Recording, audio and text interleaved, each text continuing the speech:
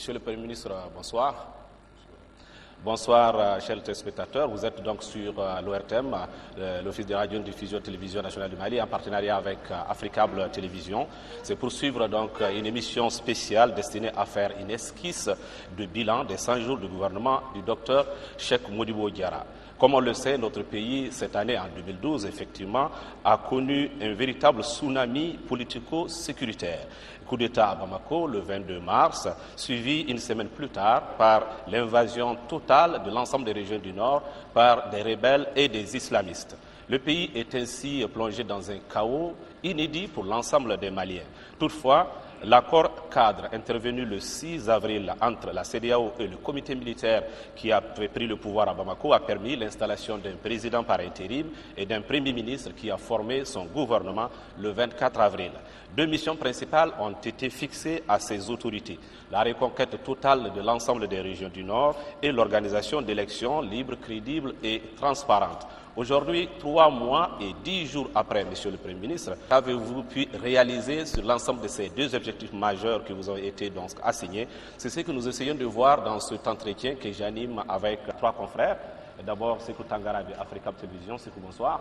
Bonsoir Youssouf, bonsoir à tous les téléspectateurs. Nous sommes également avec Madiba Keita, qui est journaliste au quotidien national L'Essor. Madiba, bonsoir. Et puis, nous sommes également avec notre confrère Draman Aliou Kone. Draman, bonsoir. Vous êtes le président de l'ACEP, l'association des éditeurs de la presse privée. C'est bien ça. Bonsoir, M. Touré. Bonsoir aussi à tous les Maliens. Monsieur le Premier ministre, voilà donc le panel de journalistes qui va vous poser quelques questions majeures au cours de cet entretien sur effectivement l'accomplissement des 5 jours de votre mandat, si on veut parler ainsi, à la tête du gouvernement du Mali. Et la première question que j'allais vous poser, c'est une question de mémoire. Quand vous avez été nommé, entre le temps que vous avez été nommé et le temps que vous avez pris fonction, Monsieur le Premier ministre, à quel moment précisément vous avez pu comprendre l'ampleur réelle de ce qui vous attend à la tête d'un gouvernement dans un pays presque en ruine?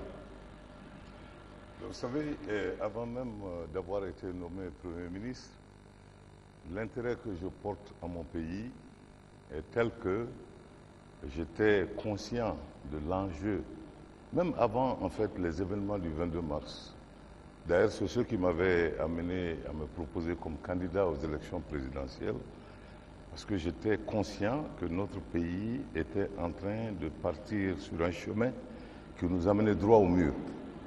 Et les choses se sont précipitées le 22 mars, tout s'est écroulé, tout s'est effondré, tout ce qui était plus ou moins caché de la vue des gens est venu automatiquement, est sorti. Pour être bref, je voudrais vous dire simplement que je ne pense pas que de toute son histoire, notre pays ait atteint un niveau aussi triste que celui auquel on était le 22 mars et surtout le 17 avril lorsque j'ai été nommé Premier ministre. On va regarder le document qui fait 13 minutes et après on reviendra avec les questions des confrères sur les différentes thématiques.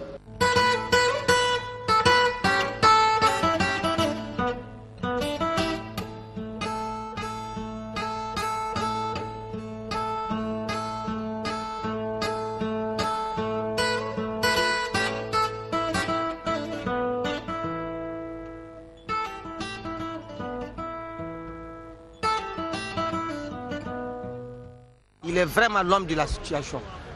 Moi, quand même, à mon avis. On ne sait rien de lui d'abord. La nomination de Cheikh Modibo Diarra a été une bonne chose, bien entendu, comme c'est un technocrate. Je pense que c'est une bonne chose. Bon, sur les défis qui l'attendent, je suis optimiste. J'ai les autres aussi à travailler pour l'intérêt général du peuple malien d'abord. Modibo Diarra, c'est quelqu'un que moi, je n'ai jamais connu. Je sais qu'il est bien. Bon, pour l'instant, je ne le connais pas, mais instinctivement, on lui fait confiance pour l'instant. C'est de vraiment restaurer vite la paix, parce que vraiment au nord, ça ne va pas. Sa première tâche doit être de vraiment sauver le nord du Mali. C'est l'ami à Bill Gates. À travers lui, les Américains peuvent nous aider beaucoup. Les novices, mais cela ne l'empêche pas de venir vraiment, dans la période actuelle, de faire quelque chose pour le Mali. Un homme fort n'est jamais influencé. Aucun politicien ne peut l'influencer. Il est fort que n'importe qui. Nous aimons des gens qui sont hors de l'ancienne classe politique. Voilà, et nous le félicitons, nous l'encourageons. Le peuple l'encourage aussi dans sa gestion. Qu'est-ce que la situation actuelle? Bien sûr. Mais on n'est pas avec l'expérience, on n'est pas avec la chose, c'est question de volonté, de conviction. S'il a la conviction, Dieu merci. 3 mois seulement après la nomination du Dr Cheikh Modibo Diarra comme Premier ministre et la mise en place du gouvernement de transition, de nombreux et importants actes ont été posés par l'équipe gouvernementale malgré la grave crise politico-institutionnelle consécutive aux événements du 22 mars et le drame que vivent les populations du Nord après l'occupation des régions de Tombouctou, Gao et Kidal. Du 24 avril au 24 juillet 2012, le ministre d'État, ministre des Affaires étrangères et de la coopération internationale, son Excellence Sadio Lamine Sow, n'a raté aucun rendez-vous international consacré à la résolution de la grave crise que traverse notre pays.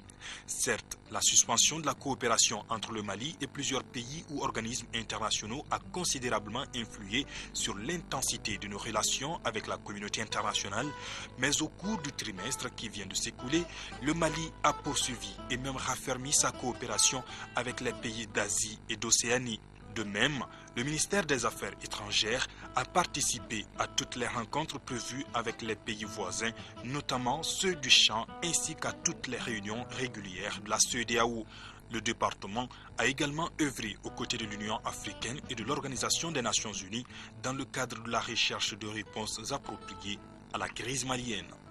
Soucieux d'éviter à notre pays une nouvelle famine après la mauvaise pluviométrie de l'année dernière, le gouvernement du Dr Cheikh Modibo Diarra s'est fortement investi dans la préparation de la nouvelle campagne agricole, notamment en prenant toutes les dispositions pour assurer la disponibilité des intrants agricoles et des semences à des prix à portée de bourse des paysans maliens. Pour ce faire, le gouvernement a dû éponger les arriérés dus aux fournisseurs au titre des campagnes 2010-2011 et 2011-2012 avant de s'acquitter de l'intégralité des montants prévus pour la campagne en cours. Le ministère de l'Agriculture, de l'Élevage et de la Pêche a également pris des mesures pour assurer l'approvisionnement des éleveurs en aliments bétail, notamment dans les localités les plus touchées par le manque de pâturage et la surpopulation des animaux. Et pour marquer son engagement auprès du monde paysan, le chef du gouvernement a lui-même présidé le lancement de la campagne agricole 2012-2013 à Katibougou. Quelques jours après la mise en place du gouvernement de transition, le Dr Cheikh Modibo Diarra a instruit au ministère en charge de l'éducation de réunir toutes les conditions d'une bonne organisation des concours et examens de fin d'année tout en renouant langue avec les principaux syndicats de l'enseignement en vue de renforcer le dialogue social. La réalisation de ces deux actions a permis à des milliers d'enfants maliens, y compris ceux déplacés du Nord, de passer leurs épreuves de fin d'année dans de bonnes conditions. D'autres épreuves spécialement organisées à l'intention des élèves déplacés auront lieu en octobre de cette année. Parallèlement aux préparatifs des examens, le gouvernement a réussi à ramener les élèves et étudiants autour d'une table dans le cadre de l'apaisement de l'espace scolaire et estudiantin. L'association des élèves et étudiants du Mali, désormais unifiée, promet d'aider le chef du gouvernement à faire de l'école malienne un véritable havre du savoir et de la paix. L'une des préoccupations majeures du Premier ministre Cheikh Modibo Diarra au lendemain de sa nomination fut l'approvisionnement des populations en denrées de première nécessité. C'est pourquoi les opérateurs économiques de notre pays figuraient en bonne place sur son agenda d'audience moins d'une semaine après sa prise de fonction. Puis, il instruira au ministre du Commerce, de l'Industrie et des Mines d'accorder des exonérations à tous les importateurs capables d'approvisionner le marché malien tout en s'assurant de la disponibilité de stocks suffisants sur l'ensemble du territoire national et à des prix à la portée de tous les Maliens. À la fin de la tournée qu'il vient d'effectuer dans les principales capitales régionales, le ministre Amadou Touré a donné l'assurance que le Mali ne connaîtra pas de rupture de stock, notamment en ce mois béni et sacré du Ramadan. Les prix fixés de commun accord par l'État, les importateurs et les commerçants détaillants du Mali sont déjà appliqués sur l'ensemble du territoire national, même si ça et là, certains commerçants tentent d'opérer des augmentations sur certaines denrées. L'État, à travers les structures chargées de la fixation et l'application des prix, veillera à l'exécution rigoureuse des mesures prises pour atténuer les souffrances des familles maliennes déjà confrontées à une situation économique, politique et sécuritaire des plus difficiles. La reconquête de l'intégrité territoriale de notre pays constitue sans nul doute l'attente la plus grande et la plus urgente de toute la nation malienne. Le docteur Cheikh Modibo Diarra, qui s'est engagé dès sa nomination à ne laisser un seul centimètre du territoire national sous contrôle des groupes terroristes qui ont occupé les régions du Nord, n'a cessé de rencontrer les chefs d'État de la CEDEAO et ceux des pays du champ dans le cadre de la recherche de réponses appropriées à la double crise sécuritaire et institutionnelle que vit notre pays depuis mars 2012. C'est dans ce cadre qu'il faut placer sa récente visite à Ouagadougou pour soumettre au président Blaise Compaoré, médiateur de la CEDEAO, la feuille de route du gouvernement d'union nationale telle que prévue par l'accord cadre du 6 avril et souhaitée par les chefs d'État membres du groupe de contact pour le Mali lors de leur dernière réunion à Ouagadougou. Le docteur Cheikh Modibo Diarra s'est également rendu au Niger pour rencontrer le colonel Gamou, dont le patriotisme et la loyauté ont permis de sauver la vie de plusieurs centaines de militaires maliens qui défendaient la ville de Kidal. L'armée poursuit la formation et la mise à niveau des différentes unités. En tout état de cause, les forces armées maliennes seront en première ligne lors de la guerre pour la libération des régions de Tombouctou, Gao et Kidal. Face au drame que vivent les populations déplacées ou réfugiées, ainsi que celles restées dans les zones occupées, le gouvernement a déployé d'immenses efforts pour apporter à nos compatriotes la solidarité de tout le peuple malien. En partenariat avec le Haut Conseil islamique du Mali, le bureau de la Croix-Rouge malienne et des associations comme Cris du Cœur, le gouvernement a pu ouvrir des corridors humanitaires en direction des principales localités occupées et dont la vie économique s'était arrêtée. Ainsi, plusieurs centaines de tonnes de céréales ont pu être acheminées et distribuées aux familles les plus démunies des 3 régions du Nord. Des dispositions spéciales ont été prises notamment pour approvisionner les grandes villes du Nord en carburant pour y éviter la rupture de la distribution d'eau potable et d'électricité. Les hôpitaux et centres de santé ont également reçu des appuis en termes de matériel et de médicaments pour faire face aux urgences. Au nom du gouvernement de la République du Mali, le ministre de l'Artisanat, de la Culture et du Tourisme s'est rendu à Saint-Pétersbourg pour demander à l'UNESCO d'inscrire Tombouctou ainsi que le tombeau des Esquillas sur la liste du patrimoine mondial en péril. En acceptant la demande des autorités du Mali, la décision favorisera la coopération et le soutien de la communauté internationale en faveur des sites menacés. Placée sous le signe du dialogue, de la paix et de la cohésion sociale, la Semaine nationale du patrimoine culturel s'est focalisée sur le renforcement de l'unité nationale. Le Mali, un peuple, un but, une foi.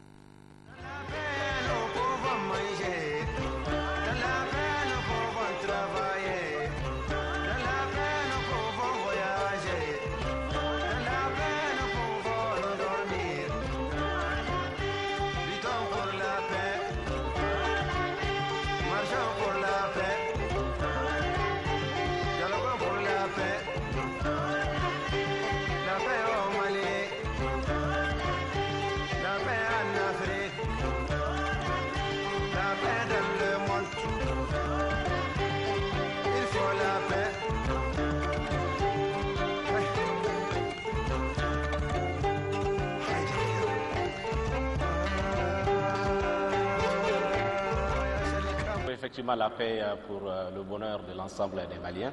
Monsieur le Premier ministre, vous venez donc de voir un petit condensé des activités de vous, de votre gouvernement, depuis 3 mois et quelques jours que vous êtes à la tête du gouvernement malien. Quel est votre commentaire sur cette vidéo d'abord? Je pense que cette vidéo nous donne une idée essentiellement de ce que ce gouvernement a fait, à part les aspects un peu plus intangibles, telles que les préparations effectives qui concernent notre armée, nos forces armées, et aussi ce qui se fait au plan diplomatique, qui sont des choses qui ne peuvent pas être partagées publiquement. Mis à part ces 2 choses, je pense que la plupart de nos actions ont été documentées effectivement dans ce petit film. On va vous permettre à certains confrères de vous poser des questions justement sur la première thématique de notre débat d'aujourd'hui, de notre entretien de ce soir. D'abord, la question du Nord. On va commencer par la question humanitaire. Sékou Tangara, vous avez une question pour le Premier ministre. Voilà. Monsieur le Premier ministre, depuis l'occupation des régions nord du Mali par les mouvements rebelles et islamistes, Plusieurs bonnes volontés se sont manifestées en faveur du Mali. Aujourd'hui, est-ce qu'on peut avoir une idée générale, une estimation quelque peu chiffrée des différentes donations et de leur arrivée effective à destination? Très bien. Nous avons reçu de l'aide de certains de nos amis et il y en a d'autres qui sont en train d'arriver. Le premier pays qui nous a apporté de l'aide, à savoir 48 heures après ma nomination, était le Maroc.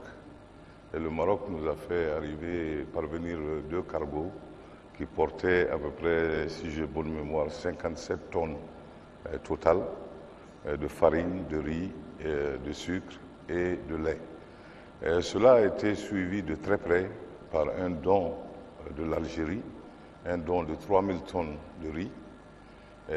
Ensuite, nous avons signé des accords qui sont en train de se concrétiser en ce moment avec l'Afrique du Sud, qui nous a offert un don de l'ordre de 7 millions d'euros. Et ces 7 millions d'euros, moi-même, j'ai eu à partager les différents volets sur lesquels je voudrais voir cet argent dépensé. Vous n'êtes pas savoir que l'Afrique du Sud dispose de très très bonnes semences. Donc j'ai mis une partie de cet argent en leur demandant de nous l'envoyer sous forme de semences. Ensuite, le reste sous forme de graines et de lait et aussi de sucre. L'arrivage de ces dons n'ont pas encore commencé, mais cela ne saurait tarder. Nous avons également notre partenaire, la Chine, qui s'est engagé à nous faire parvenir aussi 3000 tonnes de riz. Et en plus de cela, quelques dizaines de milliers de moustiquaires imprégnés. Nous avons reçu de l'Égypte également l'équivalent d'à peu près une dizaine de tonnes en médicaments de toutes sortes. Et aussi, je crois que nous devons accueillir de la part de l'Égypte d'ici à une semaine quelque chose comme une vingtaine de tonnes de riz et de farine. Voilà essentiellement ce qui a été donné directement à l'État.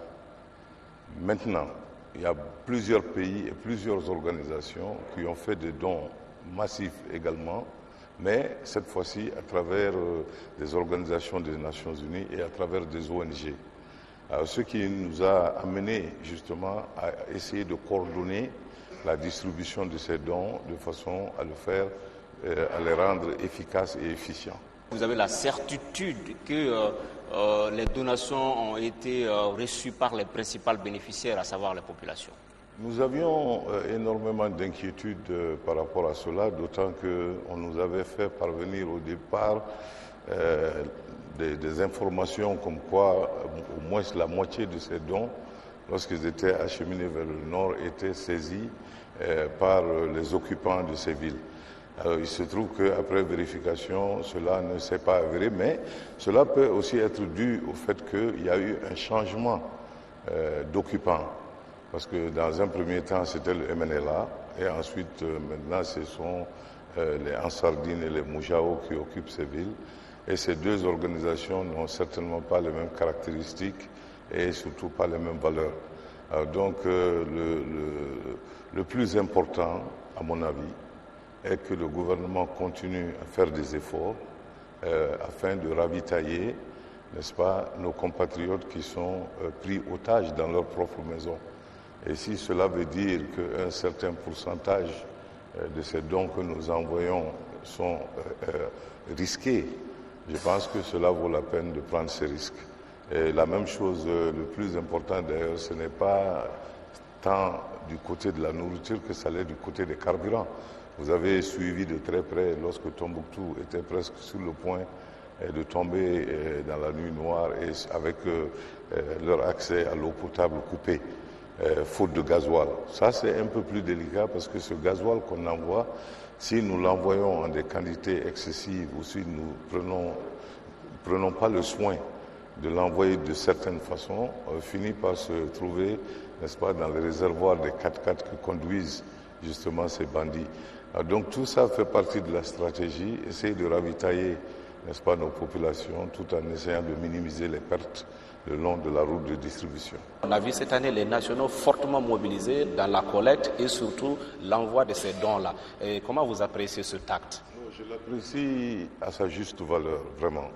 Et d'ailleurs, c'est le lieu pour moi de souligner, pas seulement nous qui sommes là, les efforts que nous fournissons, mais de souligner nos compatriotes de la diaspora qui ont envoyé, rien qu'en argent liquide, un peu plus de 130 millions de francs CFA pour leurs frères et sœurs du Nord, en plus, n'est-ce pas, des achats de denrées qu'ils font directement et qu'ils mettent à la disposition, n'est-ce pas, de ces organisations non gouvernementales qui se chargent de les acheminer. La première chose que les Maliens attendaient de vous, c'est la reconquête effective des régions occupées. Sur ce point précis, on va vous poser une première question par l'intermédiaire de Dramane Aliou. Monsieur le Premier ministre, aujourd'hui les Maliens s'impatientent. Il y a nos femmes qui sont violées, nos soeurs sont violées. Les gens sont dans un total démuni.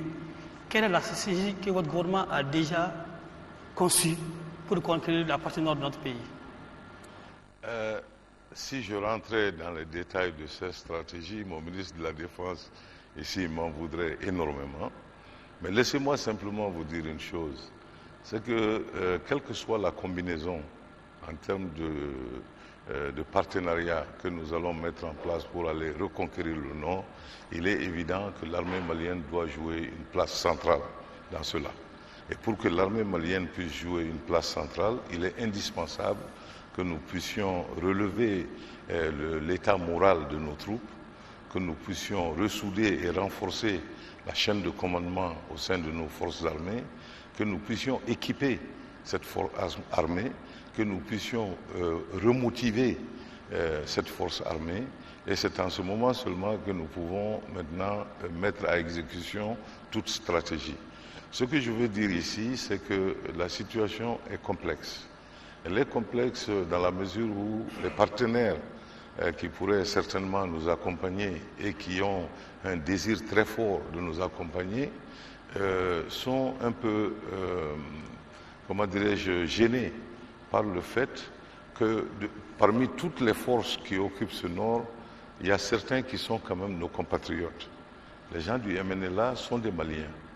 Les gens de Ansardine sont des Maliens. En plus de cela, maintenant, nous avons des bandes terroristes et nous avons des narcotrafiquants et des trafiquants d'ailleurs de tout ordre. Alors donc, il va falloir que nous puissions trouver très rapidement, pendant que nous sommes en train de nous préparer pour la guerre qui est inévitable, parce que je ne vois pas du tout, ce n'est pas en faisant du bruit avec nos sabres ou en donnant, comme je l'ai entendu hier soir, des ultimatums, que AQMI va se lever, plier bagages et partir. Donc, pour nous débarrasser des terroristes, pour nous débarrasser des narcotrafiquants, il va falloir qu'il y ait une guerre. Mais cette guerre n'est pas seulement la guerre du Mali, ça c'est une guerre de la communauté internationale. Mais avant que cette guerre, dans laquelle nous allons occuper néanmoins une place centrale, ne puisse être engagée, il est important que nous puissions négocier et faire en sorte de retirer des mains de ces narcotrafiquants et de ces terroristes ceux de nos compatriotes qui sont égarés, de façon à probablement accélérer le début des activités. Dans des situations comme ça, les gens se lèvent spontanément, ils forment des groupes, parce que tout le monde est pressé d'aller reconquérir notre territoire. Moi plus que tout autre, parce que c'est à moi que la mission a été confiée et à mon équipe. Le problème est qu'il faut être réaliste.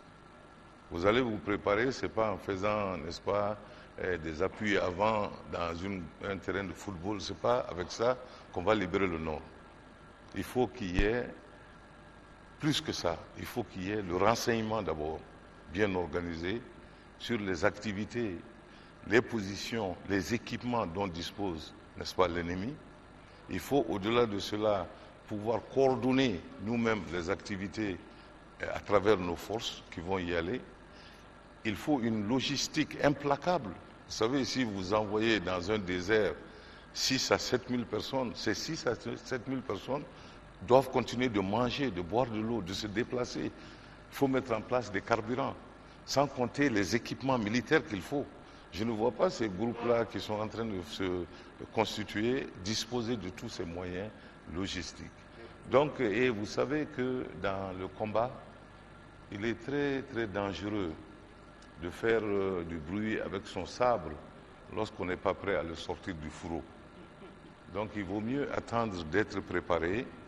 Et lorsqu'on est prêt, on ira tous ensemble. Et en ce moment-là, l'ennemi saura. Et en plus de cela, dans l'art de la guerre, je ne suis pas un militaire, mais dans l'art de la guerre, même le temps choisi pour attaquer un ennemi, la place qu'on choisit pour attaquer un ennemi, les moyens qu'on choisit pour attaquer un ennemi, le nombre qu'on choisit pour aller à cette attaque, tout ça sont des secrets dont dépend la victoire justement d'une armée. Il va falloir que nous puissions, en tant que pays, comprendre ces aspects, avoir un peu de discernement dans ce qui peut être dit concernant l'armée et concernant nos efforts de guerre et ce qui ne peut pas être dit. Donc que les jeunes qui sont pressés, au lieu de se mettre en groupe indépendant pour aller s'entraîner, je leur suggère au contraire de s'approcher de l'armée pour que nous puissions les recruter dans une armée régulière et qu'ils puissent subir une formation régulière et disposer d'armes convenables pour se joindre justement à nos forces et augmenter nos chances non seulement de gagner, mais de le faire dans un délai bref. J'ai parlé tantôt de négociation. On va négocier avec qui et jusqu'à quand on va continuer à négocier?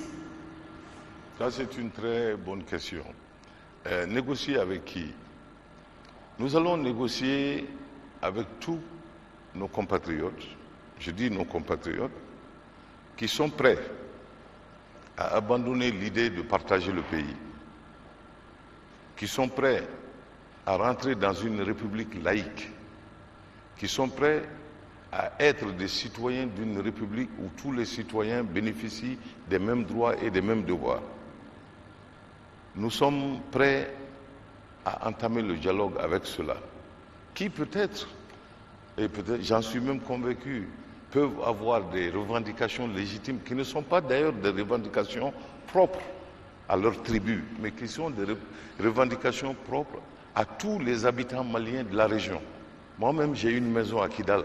J'ai passé beaucoup de temps à Kidal. Je sais le problème de route qu'il y a dans cette zone. Ça, c'est une revendication légitime.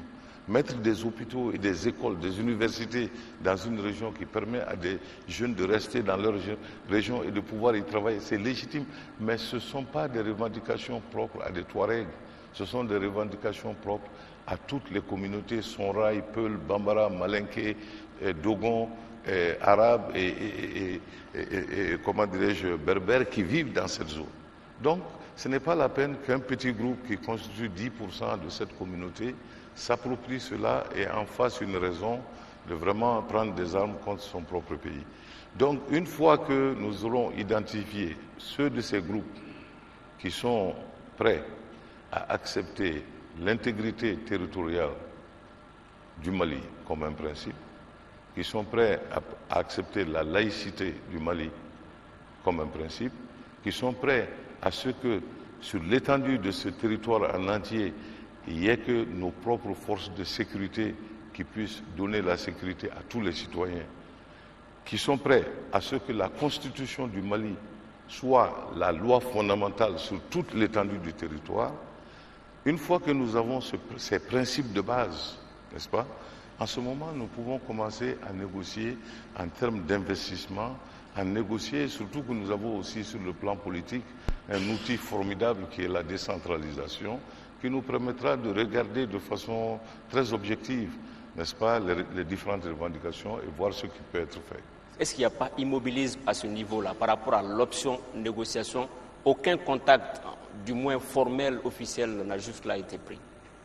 Non, je pense que vous n'êtes peut-être pas informé, mais il y a des contacts, mais pas pour le moment pas des contacts directs. Oui, il y a des contacts, mais qui ne sont pas des contacts directs, qui sont des contacts entre le gouvernement malien et le médiateur, entre les différents groupes rebelles, les Ansardine et les MNLA avec le médiateur, et aussi des contacts entre ces deux groupes et aussi tous les pays du champ, et allant même au-delà du champ. Lorsque je suis allé dernièrement au Niger, il y avait des contacts qui avaient été pris là-bas et des messages qui m'y attendaient. De la même façon, en Algérie, la même chose se passe. En Mauritanie, il y a probablement des contacts, mais là, on ne m'a pas fait part de ces contacts. Donc, il y a des contacts, il n'y a pas d'immobilisme. Il n'y a pas d'immobilisme. C'est-à-dire que l'art de négocier lui-même demande à ce que nous puissions être dans une position confortable avant de commencer les négociations. C'est-à-dire, lorsque je suis arrivé à ce poste de Premier ministre, un des premiers messages que j'ai envoyé aux occupants, c'était qu'une bonne négociation, une négociation de bonne foi ne doit pas se faire avec le couteau sous la gorge. J'avais à l'époque demandé que les occupants de nos villes, sans perdre leur avantage militaire, se retirent des villes et permettre à nos concitoyens de reprendre une vie normale avec des activités normales. Cela ne leur ferait perdre aucun avantage militaire, de nous permettre d'ouvrir des couloirs humanitaires, même s'ils ne veulent pas que ces couloirs soient assurés par le gouvernement. Nous allons nous appuyer sur les ONG, sur des organisations comme la Croix-Rouge, sur des organisations comme le Haut Conseil, et c'est exactement ce que nous sommes en train de faire pour ravitailler nos compatriotes. La partie qui concerne à abandonner, n'est-ce pas, les villes et à se mettre dans les périphéries, a été perturbée justement par les batailles entre les différents groupes. Cette bataille entre MNLA, Moujao, MNLA en fuite devant Moujao, ça profite à vous, au gouvernement, ou à qui? C'est-à-dire que cela fait aussi partie, n'est-ce pas, de l'art de la guerre. Vous savez, lorsque vous devez négocier avec des groupes, il est évident que chaque fois qu'un de ces groupes s'affaiblit, votre position de négociation se renforce. Et ces choses que vous voyez en train d'arriver sont des choses, n'est-ce pas, qui ont fait en sorte qu'aujourd'hui le MNLA est en train d'aller partout où négociation peut se faire et se dire prêt à commencer ces négociations. Si certainement Ansardine et Moujao ne les avaient pas chassés de toutes les villes et de toutes leurs positions, je pense qu'aujourd'hui on n'aurait pas entendu cela. Maintenant, l'idée c'est de voir maintenant les Ansardine et les Moujao. Vous savez, il y a beaucoup de choses qui se font aujourd'hui. Nous avons notre garde des Sceaux, ministre de la Justice, a saisi la Cour pénale internationale sur certains actes qui ont été posés. Et à travers ça, je suis sûr que vous allez bientôt voir d'autres groupes qui vont vouloir se dissocier de tout ça et petit à petit nous amener à la place optimale où des négociations peuvent commencer. Surtout pendant ce temps, notre armée est en train de prendre de plus en plus de muscles et prendre de plus en plus d'esprit de bataille. Cela nous mettrait certainement dans de meilleures conditions qu'il y a 3 mois. Je voudrais parler de tous ces crimes qui ont été commis, notamment à Aguelhok, le viol des femmes à Kidal. Face à toutes ces atrocités, quelle a été la réaction du gouvernement? C'est-à-dire que nous avons entrepris immédiatement à la formation du gouvernement de documenter avec l'aide d'organisations de droits de l'homme, documenter les crimes qui ont été commis et notre garde des Sceaux avec une délégation, vous le savez, revient de la Cour pénale internationale seulement en début de cette semaine où nous avons déposé une plainte contre tous ces gens qui ont commis ces crimes-là. Et en même temps, lorsque nous avons assisté impuissants, n'est-ce pas, à la destruction de notre patrimoine matériel et immatériel à Tombouctou, là aussi, nous nous sommes précipités de signer, de finaliser les accords que nous avions avec l'UNESCO, de façon à ce que ces crimes-là aussi, maintenant, ont été considérés, n'est-ce pas, comme des crimes de guerre et qui vont faire, comment dirais-je, l'objet de poursuites à un niveau international. Donc, nous ne sommes pas restés, nous sommes pour le moment impuissants à aller chasser ces gens. Nous nous préparons à aller les chasser. Nous nous préparons le plus vite que possible. Vous-même, vous avez lu dans les journaux, certains ont parlé même d'un embargo qui ne dit pas son nom. Mais malgré tout cela, nous sommes en train de travailler pour aller faire ce que nous avons à faire le plus rapidement possible et le mieux que nous pouvons. Et en attendant cela, nous sommes en train de poser des jalons de façon à ce que tout ce qui a été commis depuis le début de cette guerre ne puisse pas rester impuni et que la communauté internationale nous soutienne dans cela. Je voulais juste savoir, Monsieur le Premier ministre, au cas où l'option militaire prévaudrait, l'armée aura besoin de toutes ses composantes pour la reconquête du Nord. Est-ce qu'on verrait sur le théâtre des opérations, comme c'était le cas il y a quelques mois, le régiment des commandos para? Justement, quelle est la nouvelle officielle par rapport à ce corps? Dissous, pas dissous? Le verrait-on prochainement sur les théâtres d'opération? Vous savez, le ministre de la Défense, suite à la tentative de coup d'État du 30 avril, a jugé bon, pour amener la paix parmi ces hommes et ces femmes, de prendre cette compagnie et de relocaliser au sein de d'autres groupes les éléments de cette compagnie, le temps que la situation s'apaise et le temps que lui-même puisse faire une appréciation de ce qu'il y a lieu de faire après. Alors donc, lorsque le ministre de la Défense jugera le moment opportun et que ses réflexions sont complètes par rapport à ce qui va se passer avec cette compagnie, faut-il la recréer, faut-il la replacer ailleurs, faut-il la refonder avec d'autres? En ce moment, le ministre de la Défense viendra voir le gouvernement, nous fera une proposition et nous donnerons nos suggestions et en ce moment, vous serez informés. Est-ce que la force en attente de la CEDEAO viendra ou ne viendra pas à Bamako et sur le terrain par rapport à la récupération des régions du Nord? Vous savez, il y a eu beaucoup d'amalgames quand il s'agit de ce volet. La presse nationale et même internationale, à un moment donné, m'a accusé de dire que je ne voulais pas de l'aide de la CEDEAO, ce qui est totalement faux. Lorsque la CEDEAO a proposé son aide dans un premier temps, et si vous regardez jusqu'à présent les résolutions, même au niveau des Nations Unies, l'idée c'était d'envoyer des troupes pour venir sécuriser les éléments de la transition à Bamako. Il n'a jamais été question au début de venir nous aider à aller reconquérir le Nord. Et vous pouvez aller voir les informations et corroborer ça. Moi-même et le président de la République, Dioncounda Traoré, quand ils l'ont interrogé à Paris, a dit qu'il n'était pas question que lui, il soit protégé par des forces étrangères au Mali. Moi, j'ai dit qu'il n'est pas question que moi, je sois protégé au Mali ici par des forces étrangères au Mali. Le débat a porté sur ça pendant un moment. Ensuite, les choses ont évolué.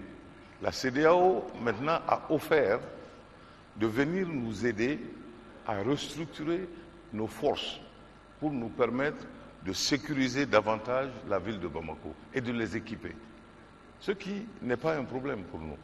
Ensuite, de prendre des forces et de venir, n'est-ce pas, nous aider aussi à former et à équiper nos forces armées en vue de la reconquête du Nord et peut-être même de les y accompagner.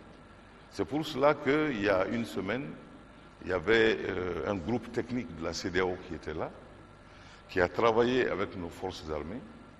Ils sont arrivés à des conclusions très intéressantes et ils m'ont fait les présentations et je leur ai dit que depuis que j'ai pris, mon poste, c'était la première fois qu'on venait me proposer quelque chose dans le volet solidarité. On m'a toujours parlé de sanctions, on m'a toujours parlé d'embargo et pour la première fois, parce que nous, Maliens, nous avons participé à des forces de maintien de l'ordre à travers le monde, de l'Afrique jusqu'à Haïti. Donc il n'y a pas de problème lorsque nous nous trouvons en difficulté que cette organisation dont nous sommes membres fondateurs, n'est-ce pas, vienne aussi nous prêter main forte. La question n'est pas là et il n'est pas question. Et donc j'ai dit à ces gens qui m'ont présenté, n'est-ce pas, leur conclusion, qu'il y avait quelque chose qui manquait. On m'avait proposé des activités en 4 points, mais il n'y avait aucun chronogramme dessus. Donc je leur ai demandé de m'amener un chronogramme précis avec justement ce plan, afin que nous puissions maintenant nous asseoir et écrire une requête très précise, basée sur ce que les experts ont trouvé, qui identifie nos besoins, qui identifie leur capacité, le niveau auquel ils peuvent nous venir en aide, que moi je puisse maintenant écrire cette requête et que nous puissions aller présenter ça aux Nations Unies et faire une demande d'intervention sous le chapitre 7. Voilà la réalité des choses. On s'attend quand même à un agenda, un chronogramme, parce que plus le temps passe, plus les rebelles, les islamistes s'incrustent et la récupération va être très compliquée. Mon cher ami, les islamistes se sont incrustés dans notre pays pendant 10 ans. Ce n'est pas en 3 mois que vous allez les chasser. Donc il faut arrêter cela. Il n'y a pas une force au monde qui peut chasser des islamistes en 3 mois. La preuve, regardez les forces des États-Unis, les forces de l'OTAN, de toute l'Europe combinée. Plus de 10 ans pour déloger ces gens de l'Afghanistan. Ce n'est pas une opération aussi simple que cela. Nous sommes en train d'aller le plus rapidement possible. Même lorsque nous allons pouvoir trouver des voies et moyens rapidement de libérer les grandes villes pour que les gens reprennent un sens normal de leur vie, cela va nous prendre des années pour pouvoir déloger ces gens-là du désert. Cela va nous prendre des années pour pouvoir construire et sécuriser tout notre territoire. Vous savez, nous avons, hérité d'un pays qui fait 1 240 000 km² et nous sommes 14 millions. Ce n'est pas facile de sécuriser 1 240 000 km². Donc ça va prendre du temps pour les sécuriser. Mais tout le monde parle de libérer le Nord comme s'il s'agit d'aller et que c'est une bataille qui peut se faire en un jour. Il faut qu'on se détrompe. Parce que si nous ne faisons pas ça, nous allons faire vivre à nos pays, à notre pays, à nos populations, ils vont aller de déception en déception. Regardez un peu le cas de l'Afghanistan. Depuis combien de temps la plus grande puissance mondiale est en train de combattre ces gens là-bas? Avec l'aide de toute l'Europe et du monde entier. Depuis plus de 10 ans. Et ce n'est pas encore fini. Et ce sont les mêmes personnes, le même réseau qui s'est installé au Mali. Et il ne s'est pas installé au Mali le 22 mars, ni le 17 avril lorsque j'ai été nommé. Il s'est installé progressivement au Mali depuis plus de 10 ans, petit à petit. Et au lieu de les en chasser, nous avons toujours fait des compromis. Et des compromis. Alors maintenant, je n'accuse personne, nous sommes tous responsables. Moi, en tant que citoyen, je suis responsable de ne l'avoir pas empêché. Mais regardons la réalité en face. C'est notre complaisance à nous tous, de toutes ces années, qu'il faut maintenant nettoyer. Et ça ne peut pas se nettoyer ni en 2 mois ou 3 mois, et ça ne peut pas se nettoyer avec une équipe de 25 personnes. Il faut que tout le monde s'engage et qu'ensemble nous puissions travailler. C'est-à-dire que le temps que nous passons, en fait, à critiquer, à dire c'est lent et tout ça, si nous passions son temps à soulever et à faire vibrer la fibre patriotique de nos concitoyens, on irait beaucoup plus vite à la tâche que ce que nous faisons maintenant. Donc, Monsieur le Premier ministre, le débat autour de ce sujet peut être compris dès lors que le gouvernement précédent a été déchu, tout simplement parce qu'il ne voulait pas faire la guerre. Et pour le commun des Maliens, peut-être c'était normal, systématique, que le prochain gouvernement qui allait venir allait libérer les régions du Nord. Le prochain gouvernement va libérer les régions du Nord. Ce n'est pas ça le problème. Je n'ai jamais dit qu'on ne va pas le faire. Je suis en train de dire qu'il faut communiquer la réalité à nos concitoyens. Des terroristes qui se sont incrustés quelque part pendant 10 ans ne peuvent pas être délogés en 3 mois. Cela n'est pas possible. Cela n'est pas possible. Quand la libération des régions Nord, Monsieur le Premier ministre? La libération des régions Nord a déjà commencé. Dès le moment où nous avons commencé à réfléchir à libérer le Nord, dès le moment où nous avons commencé à souder la chaîne de commandement au sein de notre armée, à le renforcer, dès le moment où nous avons commencé à créer des partenariats sur la scène internationale pour venir nous aider sous le chapitre 7 des Nations Unies, dès le moment où nous avons commencé à rééquiper nos gens, nous avons commencé la reconquête du Nord. Il ne s'agit pas de tirer, ce n'est pas le bruit du premier coup de feu qui déclenche la libération du Nord. La libération du Nord a commencé. Elle a commencé en divisant justement les gens qui occupent ce Nord. Ils sont en train de se battre et de s'affaiblir. Elle a commencé à travers cet affaiblissement par des tentatives de vouloir démarrer les négociations.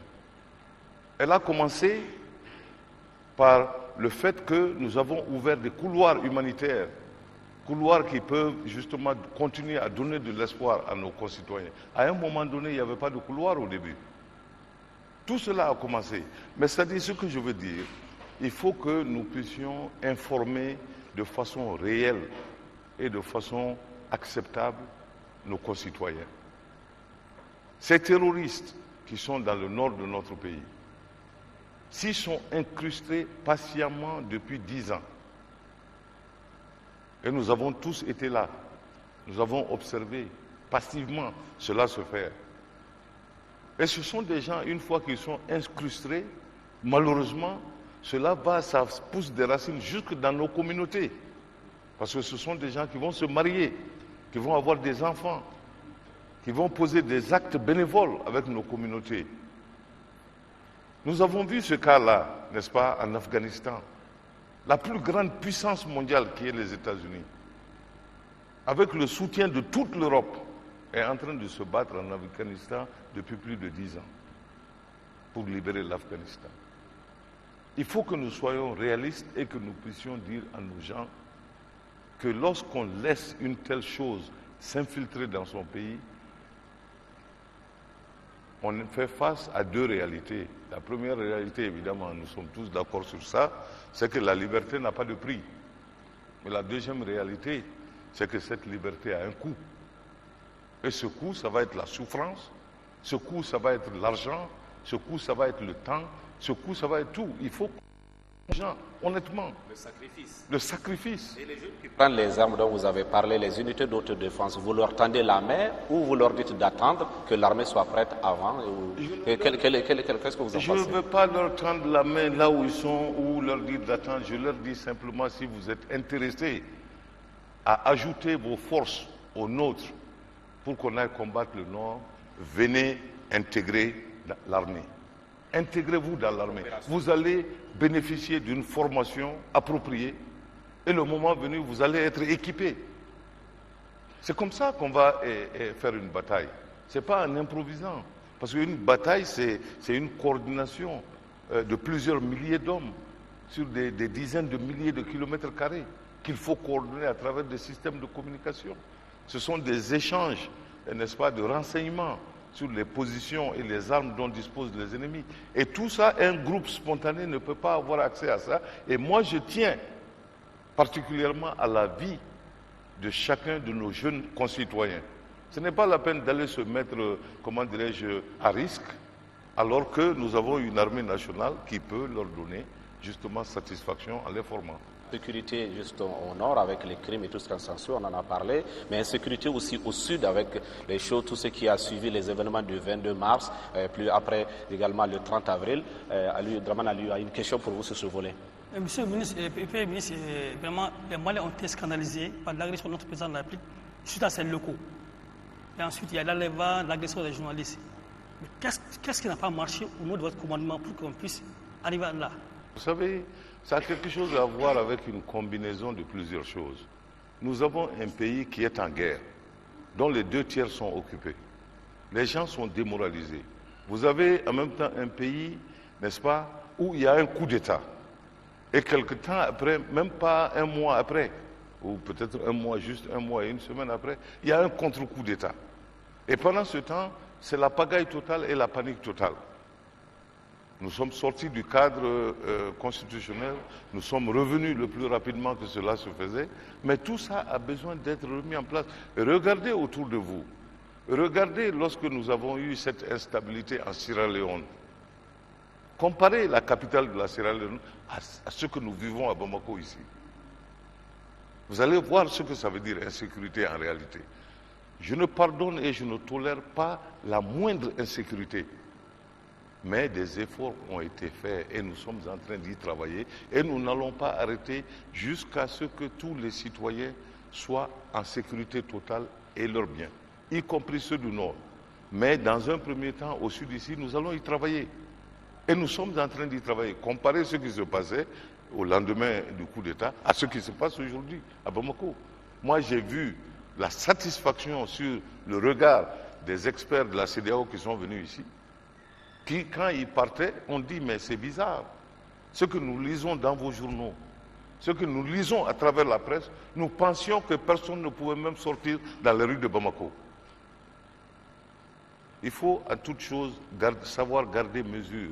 C'est-à-dire que l'insécurité des fois aussi peut être créée même en informant les gens qui sont en insécurité. La psychose.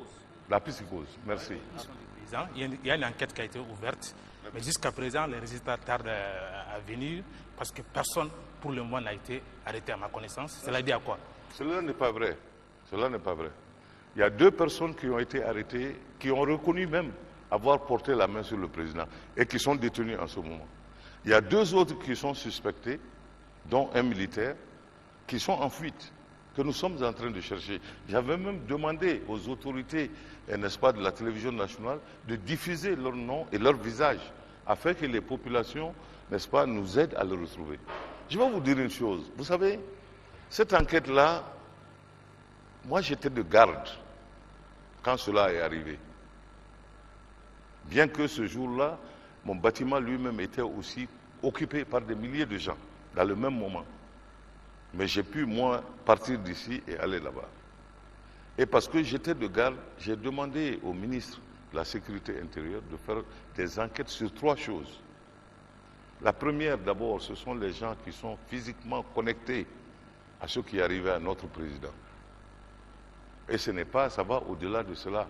C'est-à-dire une institution a été violée, mais ces gens ont mis de la boue sur l'image de notre pays, ce faisant. Au-delà de cela, je veux qu'il y ait des enquêtes pour aller voir, est-ce qu'il y avait des complicités derrière cela? Et la 3e chose que je veux savoir, faire des enquêtes pour voir qu'est-ce qui s'est passé au niveau sécuritaire ce jour-là, afin que cela ne puisse plus jamais se passer. Nous sommes en train d'y travailler, et croyez-moi, quand je dis ça, ce n'est pas pour faire passer le temps. Non, on y travaille au quotidien, et ce que vous voulez, malheureusement, on ne peut pas vous le donner. D'ailleurs, les députés m'avaient convoqué pour parler de cela. Je dis, mais monsieur le député, vous savez bien, votre propre article dit que vous n'avez pas le droit de convoquer quelqu'un pour parler d'une enquête qui est en cours. Moi, je ne peux pas violer le secret de l'instruction pour faire plaisir à des gens qui veulent simplement savoir. Laisser les choses prendre leur cours. C'est-à-dire que sortons de ce climat de suspicion, faisons-nous confiance jusqu'à preuve du contraire. Laissez mon équipe faire son enquête. Lorsque les enquêtes seront concluantes, on viendra vers vous avec les résultats. Et nous n'allons jamais arrêter jusqu'à ce qu'on puisse mettre le doigt sur la graine de cette affaire. Monsieur le Premier ministre, par rapport à l'agression du 21 mai, les 2 personnes qui ont été arrêtées, est-ce que ce ne sont pas des menus frétins? C'est quand même une première mondiale. Le Mali a été atteint dans sa première institution, fût-elle intérimaire ou de la transition. Est-ce que quand même la sécurité relève du gouvernement, l'encadrement d'une marche? On pouvait peut-être anticiper, les marcheurs ont quitté la cité d'Antazi pour aller à Koulouba, et on serait dans un prétoire, peut-être, monsieur le Premier ministre, on aurait dit au gouvernement responsable, mais pas coupable, non? Vous savez, il faut faire attention.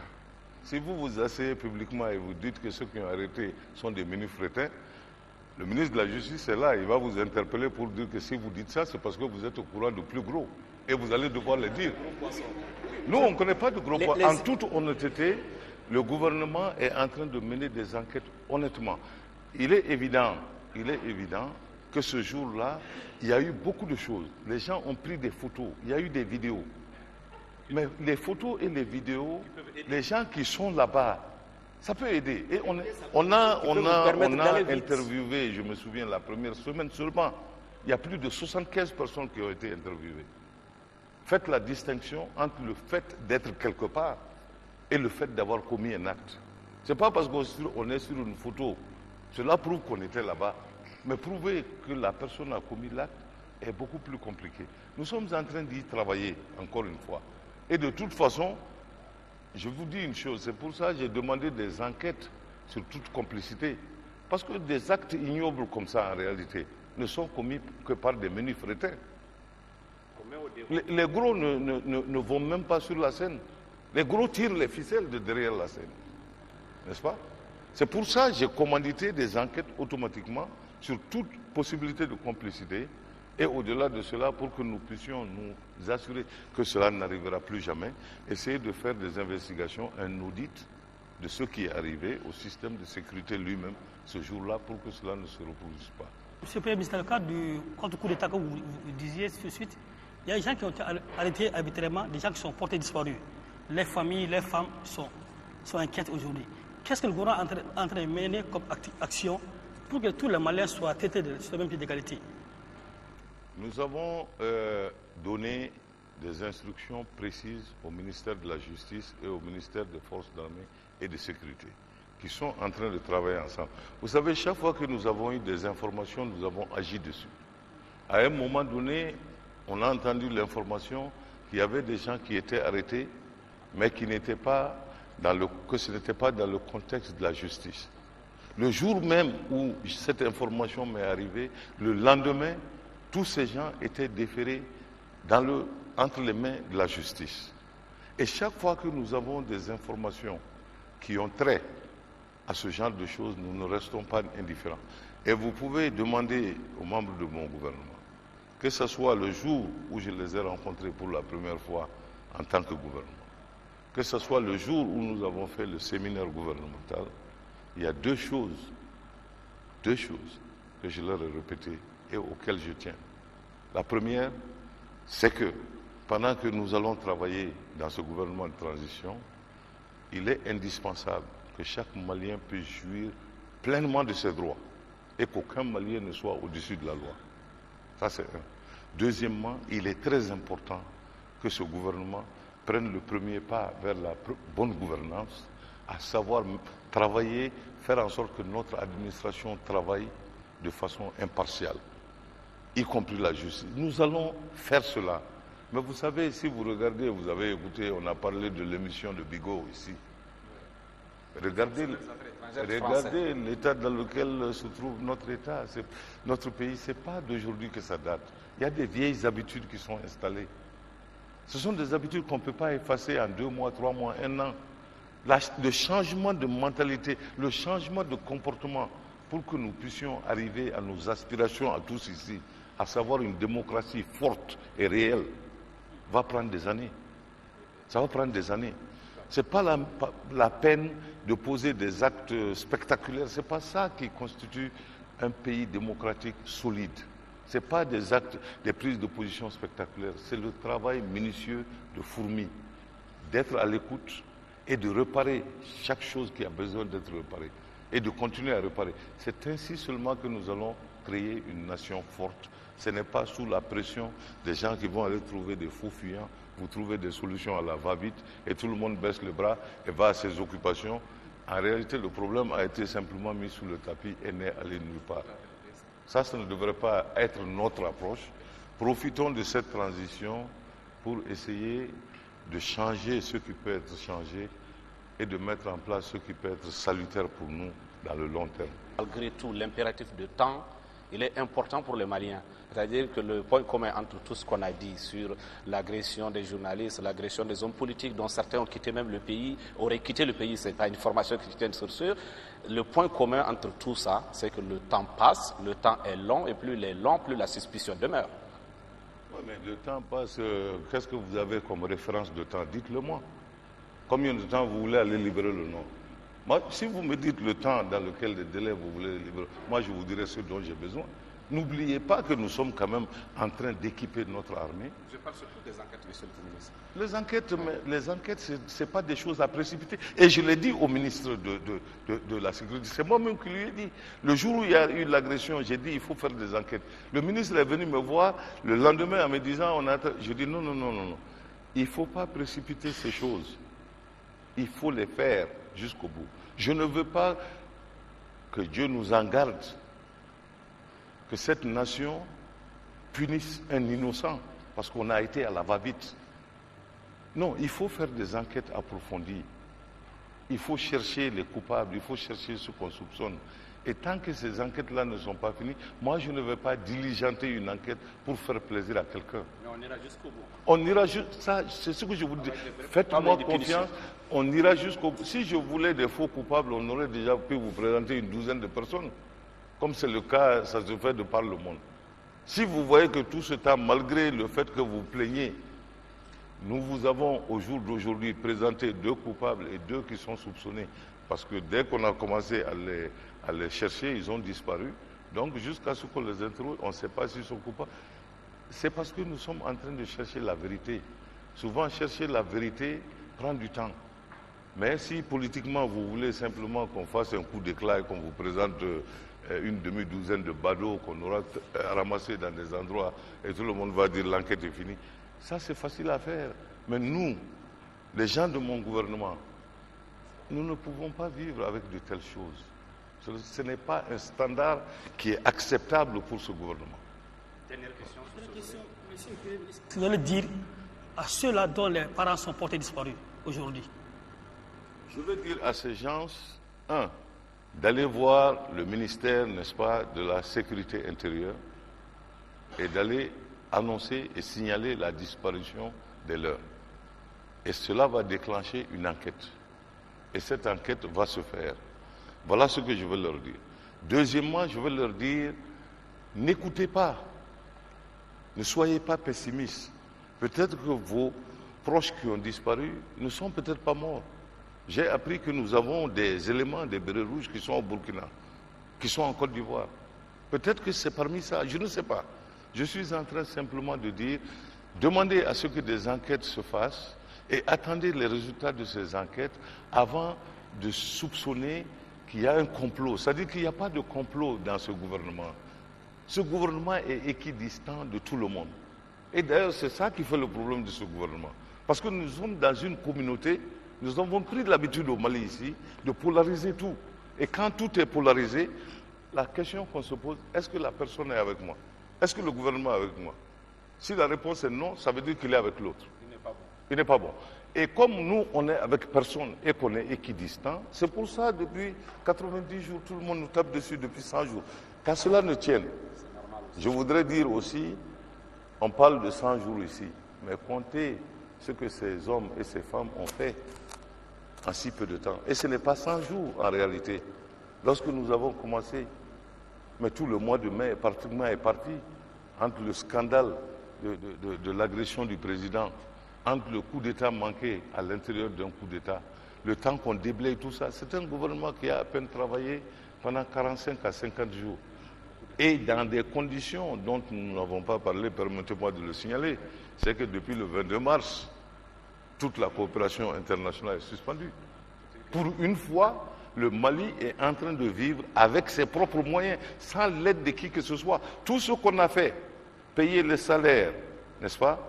Donner des engrais aux gens et des semences, faire en sorte que l'école marche, donner, acheminer, tout ce que nous sommes en train de faire, nous sommes en train de le faire sur nos propres centimes. Précisément, Monsieur le Premier ministre, par rapport aux enquêtes et par rapport à la gestion de la transition, quels sont vos rapports avec le comité militaire, précisément avec le capitaine Sanogo? C'est-à-dire que le rapport que j'ai avec le comité militaire est un rapport des plus cordiaux. C'est très cordial comme rapport, dans la mesure où nous avions des tâches à faire ensemble. Si vous regardez l'accord cadre nous a demandé de travailler avec le comité et de finalement finaliser un rôle pour ce comité-là au sein de l'armée.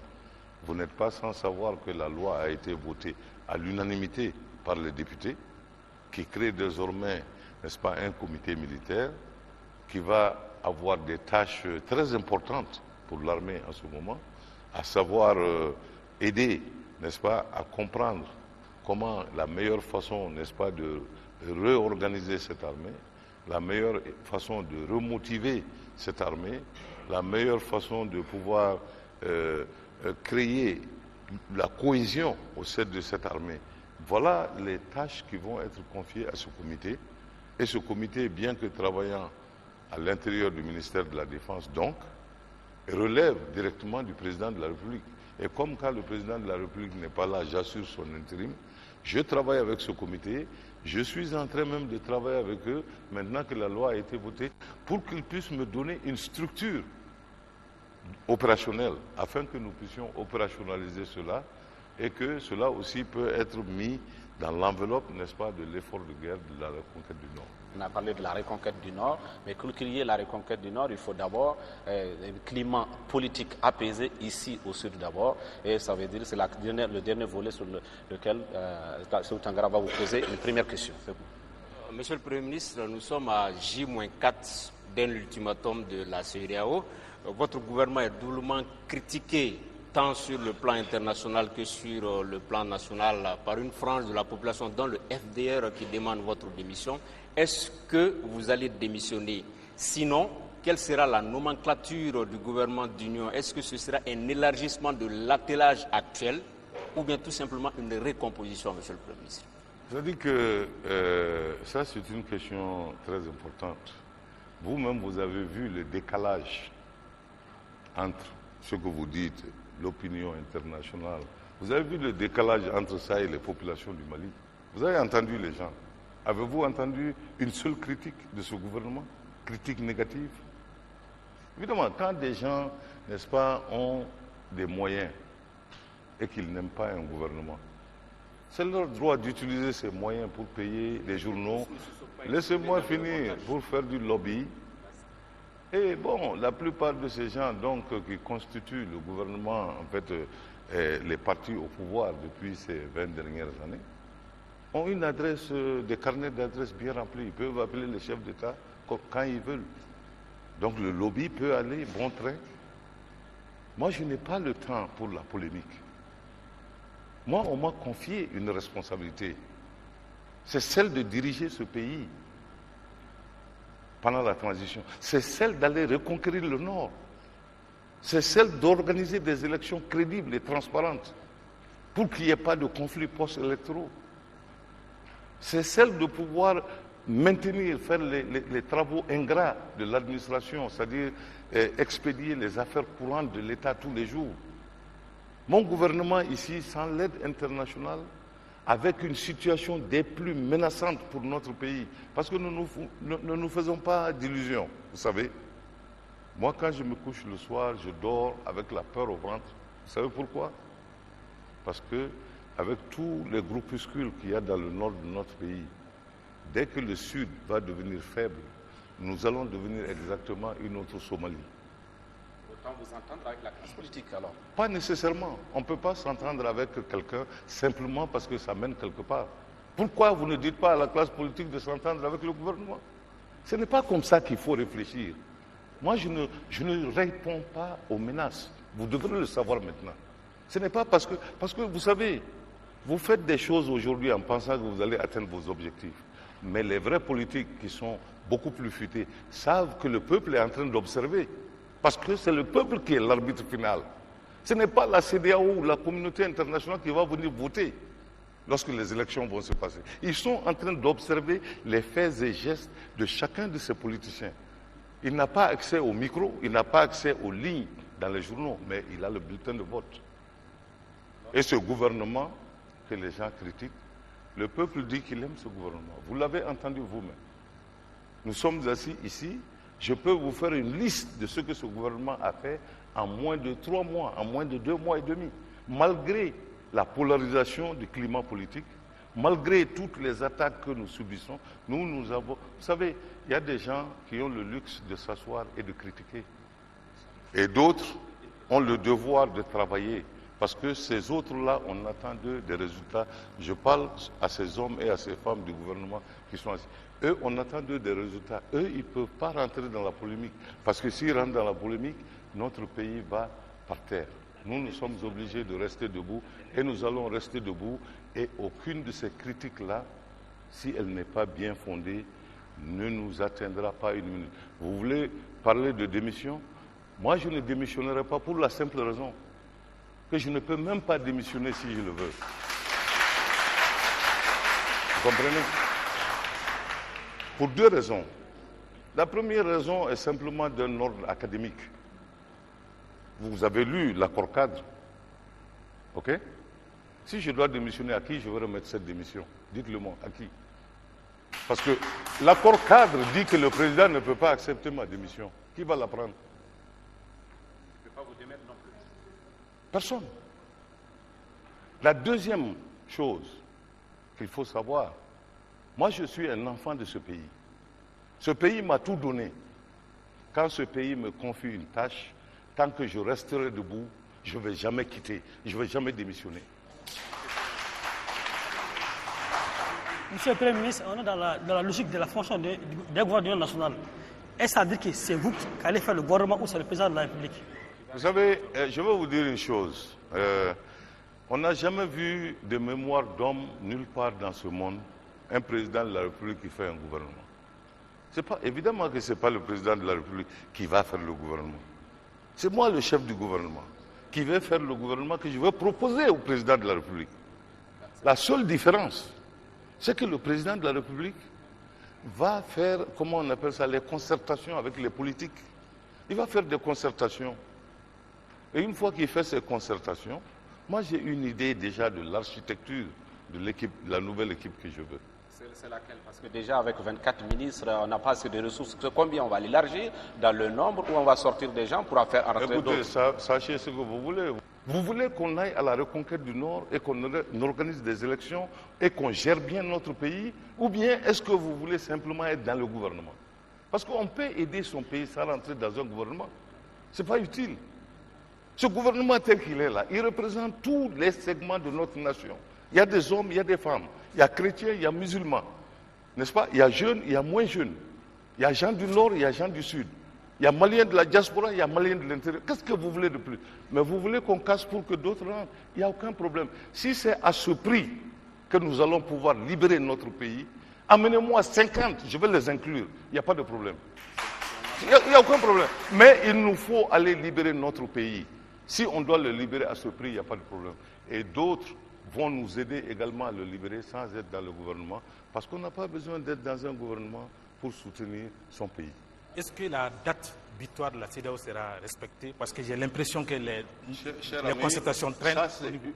Ça, c'est un des rares cas où je n'ai aucune pression sur moi. Aucune.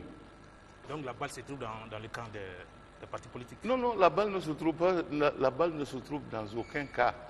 La CEDEAO a fixé une date. Nous avons un président de la République. On est un pays souverain. Le président de la République a décidé que lui, il va faire les consultations. Quand il finira de faire ces consultations, moi, je formerai le gouvernement. Et si ça dépasse le 31 et que ça va au 31 août, eh bien, il n'y a aucun problème. C'est quand même notre président qui est en train de faire les consultations. Ou bien on va commencer à donner maintenant des dates butoirs à notre président de la République pour faire ce que lui-même il a envie de faire. Il faut être sérieux. Retournons dans la mesure. Retournons dans la mesure. Le gouvernement va se faire. Le président lui-même m'a dit qu'il veut qu'on fasse le gouvernement le plus rapidement possible. Mais la date butoir de la CEDEAO n'est qu'une date indicative. Encore une fois, au lieu de faire des choses dans la précipitation et de revenir en arrière dans 2 mois, et notre pays s'enlise tous les jours, prenons toujours le temps de faire les choses bien. On les fait une fois et on ne revient plus là-dessus. Voilà, c'est ce que nous allons faire. Si cela prend 2 jours de plus ou 2 semaines de plus, on les prendra. L'accord cadre également, Monsieur le Premier ministre, nous permettait d'anticiper, d'éviter cet imbroglio, puisque selon l'accord cadre, depuis avril, il nous fallait un gouvernement d'union. Je vais vous dire, mon cher ami, on a 2 concepts différents. Moi, je suis quelqu'un qui suit l'activité de notre pays.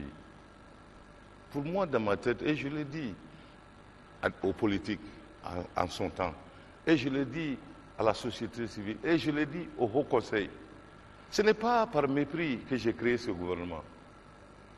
C'est parce que dans ma tête, à moi, un gouvernement d'union nationale, c'est un gouvernement qui réunit à son sein tous les segments de la nation, comme ce gouvernement-là. Il y a tous les segments de la nation là-dedans.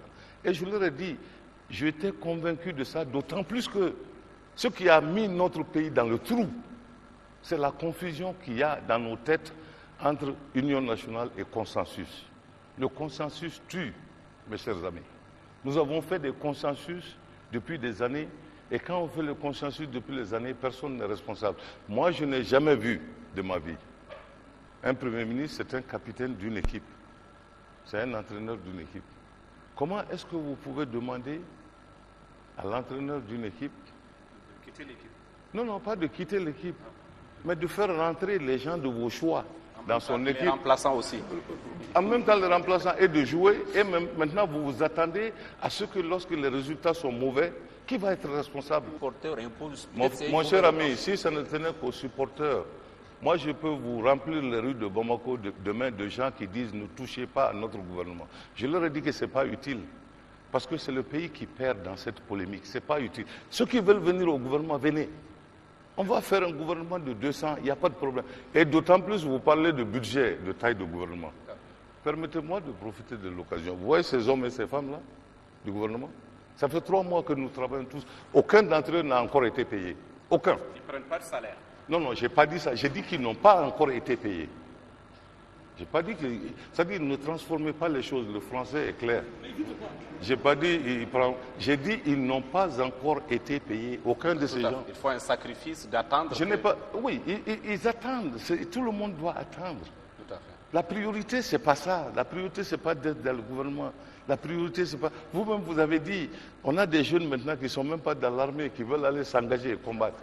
Mais que les politiciens fassent la même chose, restez en dehors du gouvernement, aidez-nous à sauver le pays avec votre expérience et vos capacités, mais faisons, vraiment, travaillons en symbiose. Parce que mon pays, j'ai mal pour mon pays. J'ai mal. Parce que lorsqu'on regarde les nouvelles, lorsqu'on lit les journaux de ce pays, lorsqu'on regarde les nouvelles de ce pays, lorsqu'on écoute RFI, les déclarations sur RFI, sur ce pays, cela nous donne l'impression que tout le monde est plus intéressé en l'avenir de ce pays que les Maliens eux-mêmes. Monsieur le Premier ministre, vous avez produit une feuille de route pour la marche de la transition, d'ailleurs dont le contenu a été critiqué par l'opposition. Est-ce que cette feuille de route sera encore d'actualité après la formation du gouvernement d'union nationale? Bien sûr, c'est ce gouvernement nouveau qui va venir, qui va être à la charge, n'est-ce pas, de mettre en œuvre cette feuille de route. Et le contenu? Le contenu?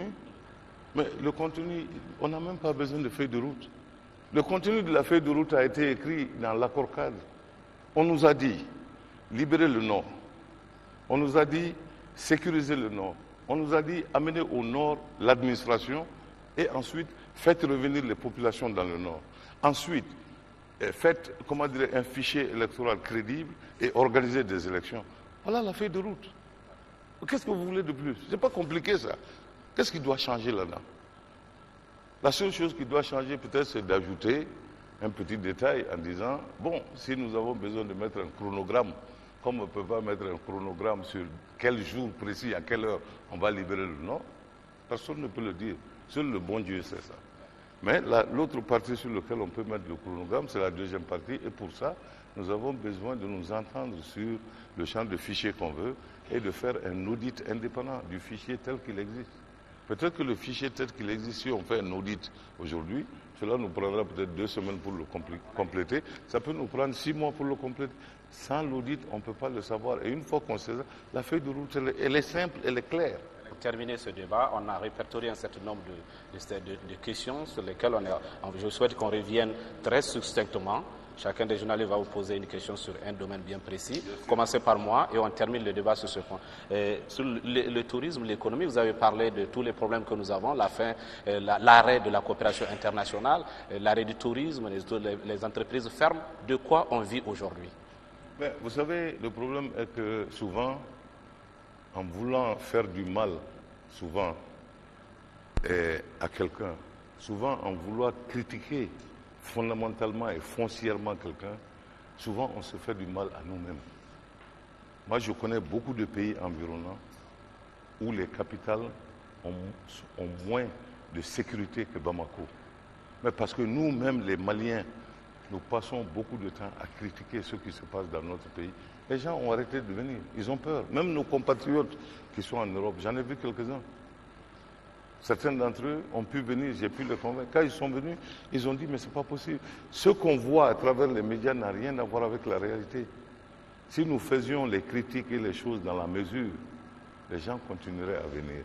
Mais qu'à cela nous tienne, c'est-à-dire le gouvernement a un rôle. On a un rôle, c'est d'exprimer la solidarité envers toutes les couches. Nous sommes maintenant à un moment où il n'y a pas d'argent. Et pendant qu'il n'y a pas d'argent, nous devons quand même fournir un effort de guerre. La preuve, c'est que vous êtes tous pressés pour que la guerre commence et qu'on libère le Nord. Mais le nerf de la guerre, c'est l'argent. On n'en a pas. Donc on racle les fonds du tiroir pour équiper l'armée. Pendant ce temps, la perception, n'est-ce pas, d'insécurité dans notre pays fait que le tourisme s'est arrêté. Nos objets qui sont à l'origine souvent de ce tourisme, le patrimoine matériel est en train d'être détruit de façon permanente. L'État va trouver le moyen d'exprimer sa solidarité à chacune de ses couches, comme on les a exprimés à nos parents du Nord, comme on les a exprimé cette solidarité-là à ceux qui sont venus du Nord dans des familles du Sud, qui les supportent. On est obligé de les supporter aussi. De la même façon, j'ai convoqué les ministres, comment dirais-je, de l'énergie et de l'eau. J'ai parlé avec d'autres ministres. Je leur ai demandé de créer un environnement qui permettra justement au secteur privé de pouvoir flotter et d'avoir un peu d'oxygène. Si ces gens-là sont en train de consommer de l'électricité, si ces gens doivent payer des impôts, que le gouvernement, le ministre des Finances et le ministre de l'Énergie et de l'eau essayent de surseoir à ces choses-là pour les laisser vraiment respirer. Dans le même temps, le gouvernement qui travaille avec ces hôtels, en général, travaille à crédit. On a des dettes accumulées. Je sais par exemple que rien que l'hôtel Salam, l'État doit à l'hôtel Salam plus de 800 millions de francs CFA. Que l'État fasse un effort pendant que nous sommes en train de faire le travail d'acheter des armements pour nos troupes, qu'on trouve un peu pour que ces gens-là continuent de vivre et de respirer. Parce qu'en réalité, c'est ce secteur privé-là qui crée de l'emploi pour les jeunes. Ce n'est pas le gouvernement, c'est eux. C'est eux qui créent de l'emploi, c'est eux qui créent la richesse. Donc il est de notre devoir de continuer à travailler, à œuvrer, à réfléchir pour trouver les voies et moyens de mettre en place un environnement pour qu'ils puissent vraiment tenir jusqu'à la fin de cette période. Et j'espère qu'avant très longtemps, après les rapports que les uns et les autres vont voir sur ce pays, que le monde entier verra que venir à Bamako, aller à Ségou, aller à Tombouctou n'est pas plus dangereux que d'aller à Abidjan, à Bouaké, ou bien d'être à Lagos, ou d'être à Johannesburg. Au contraire, au contraire. Le retour de l'aide publique au développement, vous l'espérez quand? Mais vous savez, la coopération avec les pays va très bien, en réalité. L'aide est suspendue, mais il y a la coopération, parce qu'il y a des coopérations sur plusieurs niveaux. Au niveau de l'aide, humanitaire, cela a continué. Au niveau des soutiens par rapport à nos efforts de guerre, pour savoir exactement ceux qui vont nous aider, même aux Nations Unies, pour les résolutions, tout, ça continue dans ce... On ne sait pas quand est-ce que ça va arriver. Parce que, justement, cela va arriver, comme vous l'avez dit, lorsque nous-mêmes, à Bamako ici, nous allons arrêter de nous tirer dessus. Parce que chaque fois que nous nous tirons dessus, les gens qui veulent revenir regardent ce coup de feu et disent « Ah, peut-être qu'il y a encore un problème ». Au départ, c'était le retour à l'ordre constitutionnel. On est revenu à l'ordre constitutionnel. Ensuite, c'était parce qu'on voyait le capitaine Sanogo trop souvent à la télé. Ensuite, c'était parce que jusqu'à présent, il y avait des militaires qui étaient arrêtés devant la station de télé et, n'est-ce pas, l'aéroport. Mais soyons sérieux, à Roissy, vous avez vu des militaires se promener là-bas avec des armes. Voilà. Mais non, c'est pour vous dire, tellement ce truc est ridicule. Bon, de toute façon, le problème, c'est que heureusement, le gouvernement n'est pas arrêté en attente de cette aide. Nous continuons de travailler, nous sommes en train d'apprendre une nouvelle leçon. Cette leçon est que ce pays, au moment le plus difficile de son histoire, est en train d'essayer de s'en sortir sans l'aide de personne. Ça, c'est une très, très, très bonne leçon pour la première fois. Et c'est ça, à mon avis, qu'on appelle souveraineté. Pour une fois, nous vivons de façon souveraine. Parce que tout ce que nous faisons, nous ne le devons qu'à nous-mêmes. La seule chose qui nous manque pour compléter ce tableau, c'est le sursaut patriotique. Que les gens enterrent leurs armes, que les ambitions personnelles disparaissent et que les gens se mettent ensemble pour travailler. ceux qui veulent venir au gouvernement, tu n'as pas besoin de critiquer ton gouvernement, ton pays et tout ça pour rentrer au gouvernement. Dis simplement, je veux rentrer au gouvernement, on l'ouvre, tu rentres. Il n'y a pas de problème. Si tu es compétent et si tu passes évidemment une bonne enquête de moralité, parce que tous mes ministres ont été assujettis à des enquêtes de moralité très approfondies. Ça, c'est un critère auquel personne n'échappera. Mais une fois qu'on fait ça et qu'on est compétent et on échappe à ce test, on peut venir, il n'y a aucun problème. En attendant, on va voir ce que votre gouvernement a fait en 5 jours sur le secteur de l'éducation. Monsieur le Premier ministre, apparemment, vous certifiez de la tenue des examens dans les écoles à Bamako et dans les autres régions. On dit qu'il y a 30 000 enfants maliens qui sont dans les camps de réfugiés. Quel est leur sort en termes d'examen, en termes de scolarité? Nous avons 3 ministres. Le ministre chargé de la famille, n'est-ce pas, et de la promotion de la femme et de l'enfant, le ministre qui a la charge des actions humanitaires et le ministre de l'éducation, chargé de l'alphabétisation et de la promotion des langues nationales. Ces 3 ministres ont déjà commencé, ils ont fait une tournée, n'est-ce pas, dans tous les camps qui se trouvent au Burkina. Je crois qu'ils en ont fait 2 ou 3. Et là-bas, ils ont recensé non seulement les familles, mais tous les aspects, n'est-ce pas, de la vie au quotidien de nos compatriotes. Ils sont en train de voir même comment, du point de vue des examens, nous pouvons, à une date qui va venir, faire des examens pour ces enfants. Ils ont mis en place des systèmes pour essayer de les encadrer, pour que les cours puissent leur être donnés. Et je crois que c'est cette semaine qu'ils vont aller au camp du Niger et ensuite au camp de Mauritanie. Parce qu'entre le Niger, la Mauritanie, l'Algérie, le Burkina, qui sont les principaux, nous avons à peu près 200 000 de nos concitoyens qui sont déplacés. Mais il y en a quelques-uns, je crois qu'au Togo, il y a même 2 qui sont allés au Togo, se réfugier là-bas aussi loin. Donc nous sommes vraiment en contact permanent avec tous ces gens. Nous suivons tout et nous sommes attentifs à tous les détails. C'est-à-dire au plus haut niveau de notre gouvernement, on est au courant des détails. Je vais vous donner un détail. Quand mes ministres sont allés là-bas, les rapports qu'ils ont écrits, je les ai lus et relus. Et un détail a frappé mon attention, c'est qu'en effet, les gens qui sont du Nord, moi-même ayant vécu un moment à Kidal, leur envoyer que du riz et du sucre n'arrange pas grand-chose. Ce sont des gens qui ne mangent pas beaucoup de riz. Ils ont demandé des dattes plutôt et du lait et du thé. Et nous avons tenu compte de cela. J'ai donné au ministre, comment dirais-je, de l'action humanitaire, c'est hier ou avant-hier, après le conseil de ministres, je viens de mettre à sa disposition 16 tonnes de dattes à envoyer dans ce camp-là. Et ça dit que nous sommes vraiment attentifs à tout ce qui se passe. Mais convenez avec moi qu'en cette période, il y a trop de fronts. Le gouvernement est pris par la gorge, même avec les moyens. Si un gouvernement qui n'est pas bien structuré ne peut pas faire face à toutes ces urgences. Il y a des urgences sur tous les fronts. Sur le front de l'école, mais ce n'est pas le front de l'école tel qu'on le connaît, mais l'école éclatée entre 5 ou 6 pays. Nous avons des problèmes sur le plan de la sécurité, sur le plan de l'armement, sur le plan de l'argent, des finances, sur tous les plans. Imaginez que le gouvernement, que Dieu nous en garde, M. Tchénan Koulibaly ne contrôle pas bien ses assiettes et que le mois prochain on n'arrive pas à payer les gens. Mais si à tout ce que nous vivons vient s'ajouter la fronde sociale dans les rues, ce serait intenable. On va basculer. Non, ça dit que tout le monde va basculer, vous et moi avec tout le monde. C'est ça qu'il faut qu'on comprenne. Nous sommes au bord du précipice. Mais ce n'est pas le gouvernement qui va tomber dedans, c'est nous tous qu'on va tomber dedans. C'est pour ça qu'il est important de devenir solidaire avec ce gouvernement et de nous accompagner avec vos conseils, avec votre aide, vos conseils et vos bénédictions. C'est un gouvernement qui est ouvert à des suggestions. Vous comprenez?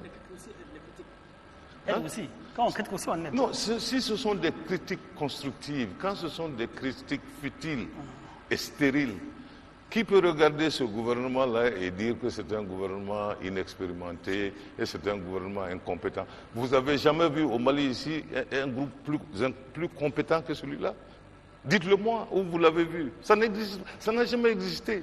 Alors, avec des critiques stériles comme ça, des gens pensent qu'ils vont retenir l'attention des populations. Les populations ont mieux à faire Les populations pensent au nord, les populations pensent à leur nourriture, au prix de la nourriture, ils pensent à leurs enfants qui sont à l'école, ils pensent à leur sécurité, ils ne pensent pas, eux, à rentrer dans le gouvernement.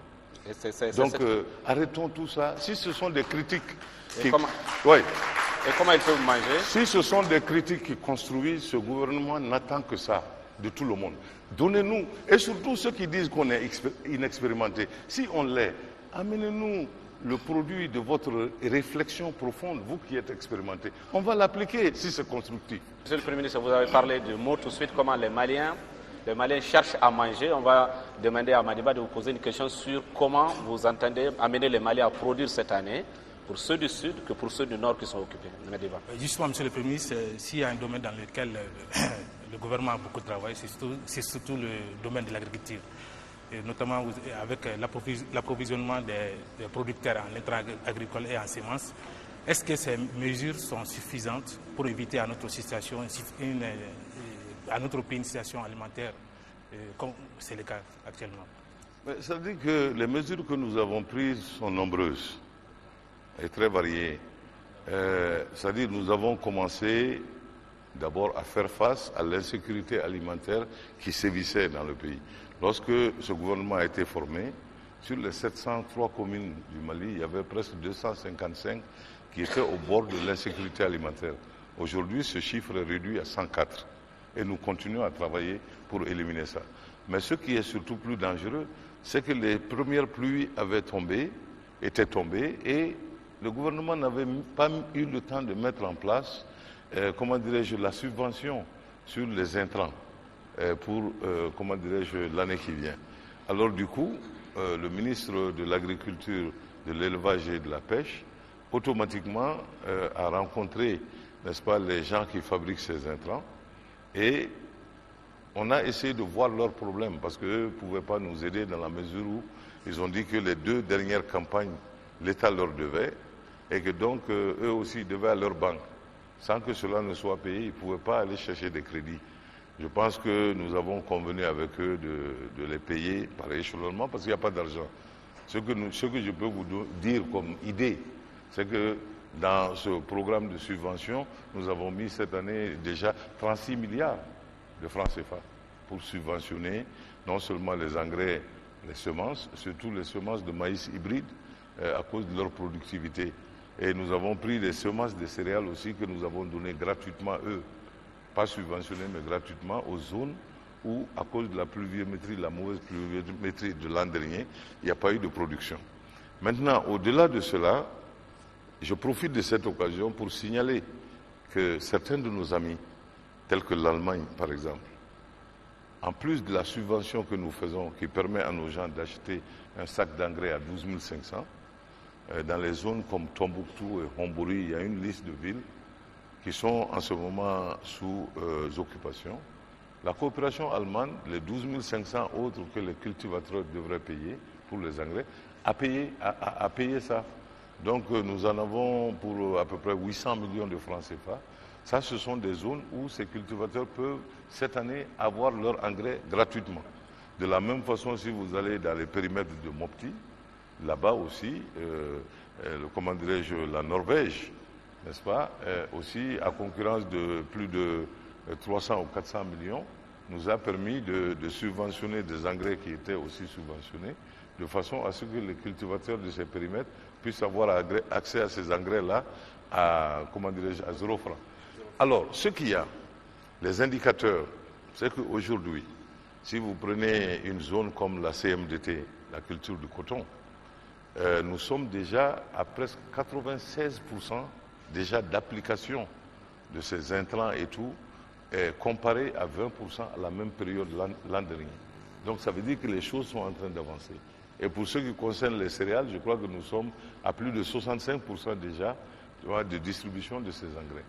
Alors ce qui va se passer, l'idée que nous avons, c'est que l'an dernier, nous avons produit en termes de céréales dans ce pays, à peu près, si ma mémoire est bonne, je crois que c'est 6 400 000 tonnes, 418 000 tonnes à peu près.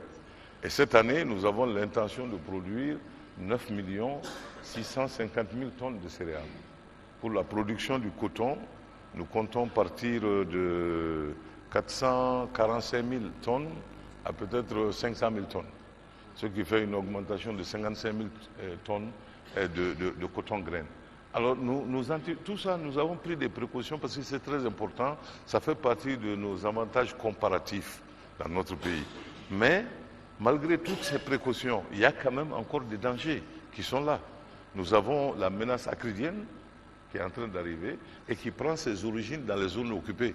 Nous sommes en train de prendre des précautions pour leur barrer la route. Alors, nous espérons pouvoir leur barrer la route, mais ça aurait été beaucoup plus probant si nous avions accès à ces criquets avant qu'ils ne développent justement l'instinct grégaire qui fait qu'ils vont manger tout ce qui est vert. Alors, mais nous sommes en train d'y travailler. Mais bien que, même après avoir fait tout ça, nous sommes dans une situation dans notre pays où un élément qu'il nous est indispensable de maîtriser si nous voulons faire de l'élevage, de la pêche et de l'agriculture notre avantage comparatif, c'est la maîtrise de l'eau. Nous ne maîtrisons pas l'eau. Donc il faut qu'on continue encore à prier pour qu'il puisse pleuvoir de façon continue jusqu'à ce que les récoltes, les cultures arrivent à maturité. Donc c'est pour vous dire que nous avons pris toutes les précautions que nous pouvons prendre, qui sont sous notre contrôle, mais il y a d'autres qui échappent à notre contrôle, telles que la gestion de l'eau. Et puis, évidemment, la menace acridienne.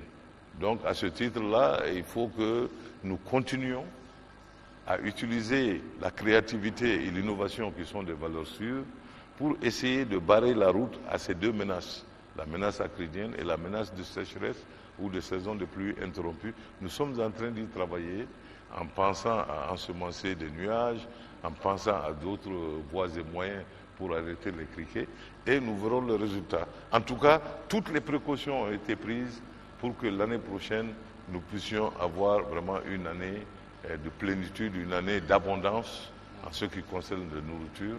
Et nous espérons que pendant ce moment-là aussi, nous serons en paix et que nous pourrons réintégrer. Une dernière question, parce que tout cela, ça se fait dans la communication. Il faut communiquer avec la population, ce qu'on est en train de faire, et sur lequel il faut mettre beaucoup plus l'accent. Ça va être la dernière question de notre entretien avec Sékou Tangara.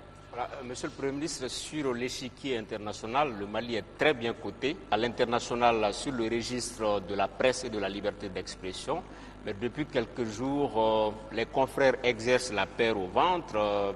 C'est des hommes armés qui débarquent dans des rédactions, il y a des enlèvements, des agressions. Est-ce que ce soir, au-delà des condamnations du gouvernement, vous pouvez donner l'assurance aux confrères que sous votre primature, les journalistes pourraient exercer en toute sérénité, en toute tranquillité? Mon cher ami, je rêve que de ça, que les journalistes puissent s'exprimer vraiment pleinement, sans aucune contrainte. Sans aucune contrainte. Et c'est triste à dire. Et en même temps, c'est quand même une chose dont je suis fier. C'est que chaque fois qu'il y a eu agression des journalistes, nous avons automatiquement ouvert des enquêtes. Et nous allons continuer à faire ça et à tout faire pour que ces agressions n'arrivent pas. Parce que souvenez-vous, ce n'est pas nouveau à notre pays. Hein. Je connais beaucoup de journalistes. Je connais Konaré, qui a été tabassé ici et laissé pour mort. Je connais Amidou Dragon et plein d'autres. Ça, ce n'était pas sous ma primature. Non seulement, et ça me fait mal au cœur, non seulement ils ont été tabassés, il n'y a même pas eu d'enquête. C'est la première fois dans l'histoire de ce pays que lorsque les journalistes sont tabassés, au moins le gouvernement fait des enquêtes. Le gouvernement fait des enquêtes et ça va être des enquêtes sérieuses. Et le gouvernement est en train de tout faire pour vous sécuriser. On va tout faire. Le drame, c'est que je ne peux pas mettre une garde rapprochée derrière chaque journaliste. Mais peut-être à défaut de cela, nous pouvons songer à une solution qui consiste à mettre au moins devant chaque salle de rédaction, au moins des gens pour vous protéger jusqu'à ce que vous rentrez dans vos voitures. Et d'ailleurs, c'est bon qu'on cause comme ça, parce que ça, c'est une idée qui nous est venue. Et le ministre de la Sécurité est là. Nous allons voir si nous pouvons faire ça. Mais croyez-moi, hein, nous n'avons aucun intérêt à ce que les journalistes ne puissent pas s'exprimer. Ce n'est pas un gouvernement qui est là comme le résultat d'une politique qu'on a menée. Nous sommes un gouvernement de mission. Voilà, on est là spécialement pour une période déterminée, pour accomplir des missions déterminées. Et ce gouvernement-là n'a aucun intérêt à s'attaquer, n'est-ce pas? C'est pour ça, lorsque et la dernière attaque est arrivée avec Saouti, mon directeur de cabinet, quand il a reçu les journalistes, a dit à qui est-ce que cela peut profiter? Parce que ce n'est certainement pas mon gouvernement. Nous sommes déjà critiqués de partout, à tort. Pour tous les mots qui se passent, on est toujours critiqués. Ce n'est pas un tel gouvernement qui va aller encore ajouter des choses à tout ce qui est perception. Donc il faut que nous ayons, n'est-ce pas, la clarité d'esprit souvent de nous poser des questions. À qui peut profiter une telle chose? Parce que souvent l'apparence peut tromper. Hein. Surtout on vit à un moment où la perception devient la réalité. Les gens ne vont pas chercher loin. Aujourd'hui à Bamako, quand quelqu'un a levé, autrefois, il y a quelques mois, hein, c'était toujours le CNRDRE. Ça pouvait être n'importe quoi. Vous pouvez vous déguiser, aller attraper quelqu'un, le bastonner, on va dire, bon, c'était un militaire, c'est le CNRDRE. Maintenant, on va bastonner des gens, ils vont à un moment donné dire, ah, peut-être c'est le gouvernement. Posez-vous la question de savoir en quoi cela profite à ce gouvernement. C'est votre rôle de sortir l'anguille de la roche. Notre rôle, c'est de vous protéger. Ça fait partie de notre rôle régalien.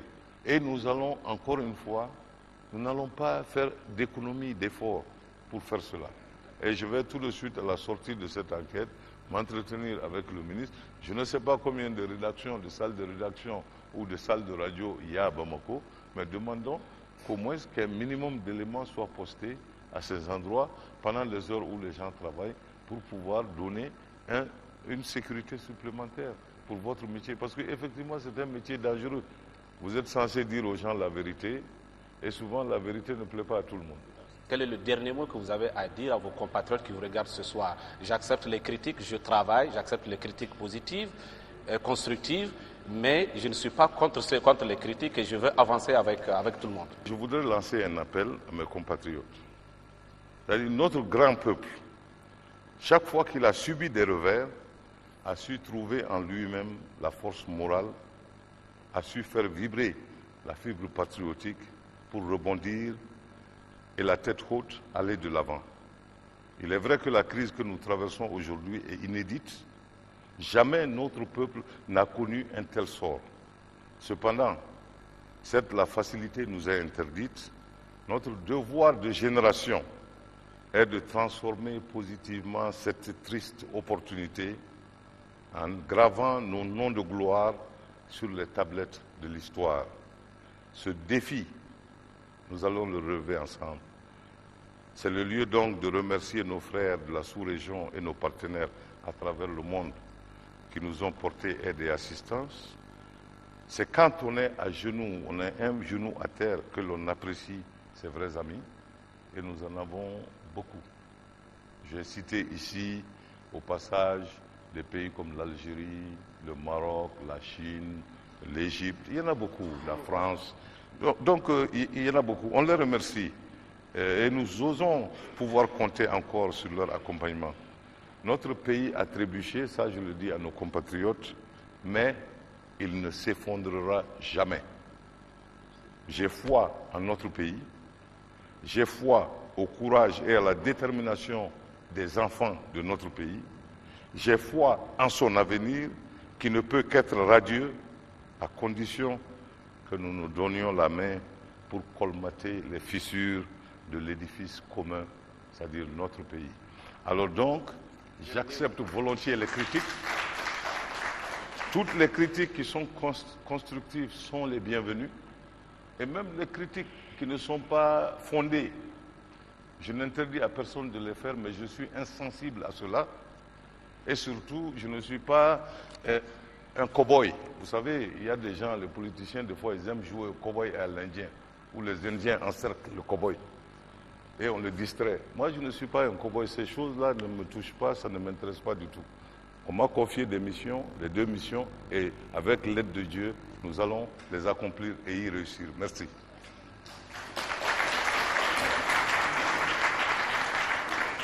Merci à Monsieur le Premier ministre pour faire cette profession de foi. On vous attend dans l'action toujours continuelle pour effectivement, comme vous le dites, libérer le Nord, effectivement organiser des élections pour que tous les Maliens se disent on est heureux parce qu'on est réunis encore une fois. Merci de nous avoir suivis à la fois sur la télévision nationale du Mali et sur Africable Télévision. Merci. Bonne suite de programme en compagnie de nos 2 télévisions nationales.